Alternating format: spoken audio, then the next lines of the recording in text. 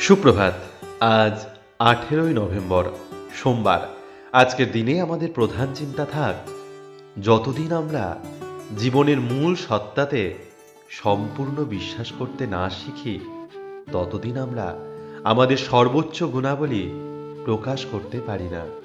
আজকের দিনে ঈশ্বরের কাছে আমাদের এই প্রার্থনা হোক, হে প্রভু, আমার হস্ত, পদ, হৃদয়, মন সকলই তুমি নাও এবং এ সকলকে তোমার ইচ্ছা মতো ব্যবহার করো। আমি তোমার দিব্য শক্তি প্রবাহের সামান্য প্রণালী মাত্র। তুমি যেমন তোমার ইচ্ছা সেইভাবে সেই শক্তি প্রকাশ করো। তুমি আমাকে সজাগ রেখে আমার জ্যোতির্ময় সত্তার এক অংশের মতো হতে দাও এবং আমার এই জীবন যেন তোমা হইতে বিচ্ছিন্ন না হয়ে থাকে। আজকের দিনটি আপনাদের খুব